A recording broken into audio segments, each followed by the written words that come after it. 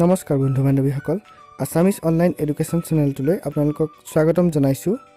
আজিৰ এই ভিডিঅ'টোত আমি আলোচনা কৰিম অসমৰ প্ৰথম ব্যক্তিসকল অৰ্থাৎ কোনো পদত প্ৰথমবাৰৰ বাবে নিযুক্ত হোৱা ব্যক্তিসকল বা কোনো বিশেষ অভিলেখ সৃষ্টি কৰিবলৈ সক্ষম হোৱা ব্যক্তিসকলৰ বিষয়ে আলোচনা কৰিম। তেন্তে বলক ভিডিঅ'টো আৰম্ভ কৰোঁ। স্বাধীন অসমৰ প্ৰথম মুখ্যমন্ত্ৰী কোন? ইয়াৰ উত্তৰ হৈছে গোপীনাথ বৰদলৈ। আৰু অসমৰ প্ৰথম মহিলা মুখ্যমন্ত্ৰী হৈছে সৈয়দা আনোৱাৰা তাইমুৰ। প্ৰথম অসমীয়া স্নাতক কোন? ইয়াৰ উত্তৰ হৈছে আনন্দৰাম বৰুৱা। ইয়াৰ উপৰি আনন্দৰাম বৰুৱা হৈছে প্ৰথম অসমীয়া A.C.S আৰু প্ৰথম অসমীয়া বেৰিষ্টাৰ। প্ৰথম অসমীয়া মহিলা A.C.S কোন? ইয়াৰ উত্তৰ হৈছে সুচিব্ৰতা ৰায়চৌধুৰী। ইয়াৰ উপৰি সুচিব্ৰতা ৰায়চৌধুৰী হৈছে অসমৰ প্ৰথম মহিলা মহকুমাধিপতি।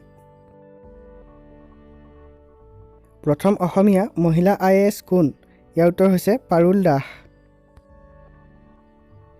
প্ৰথম অসমীয়া ৰাজ্যপাল কোন? ইয়াৰ উত্তৰ হৈছে বিষ্ণুৰাম মেধি আৰু তেওঁ 1957 চনত মাদ্ৰাজৰ ৰাজ্যপাল হিচাপে নিযুক্ত হৈছিল।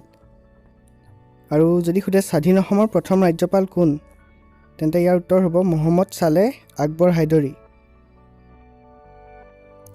এছিয়ান গেমছত স্বৰ্ণপদক পাওঁতা প্ৰথম অসমীয়া কোন? ইয়াৰ উত্তৰ হৈছে ভোগেশ্বৰ বৰুৱা আৰু তেওঁ 1966 চনত এছিয়ান গেমছত স্বৰ্ণপদক পাবলৈ সক্ষম হৈছিল আৰু তেওঁ 800 মিটাৰ দৌৰত এই পদক পাইছিল। অৰ্জুন বঁটা বিজয়ী প্ৰথম অসমীয়া কোন? ইয়াৰ উত্তৰো হৈছে ভোগেশ্বৰ বৰুৱা। আৰু অৰ্জুন বঁটা বিজয়ী প্ৰথম অসমীয়া মহিলা হৈছে মনালিছা বৰুৱা মেহতা।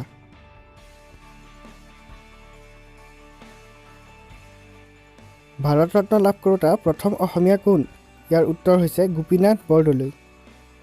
আৰু দাদা চাহেব ফাল্কে বঁটা লাভ কৰোঁতা প্ৰথম অসমীয়া হৈছে ডক্টৰ ভূপেন হাজৰিকা।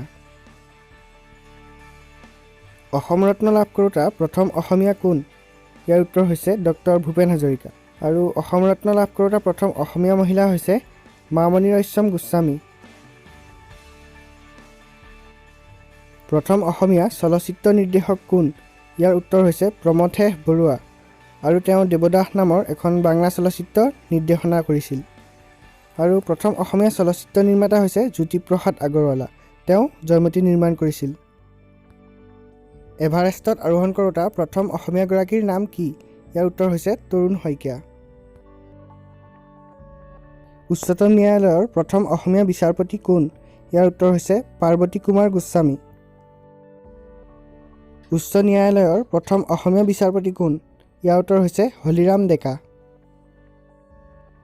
আজিলৈ ইমানেই।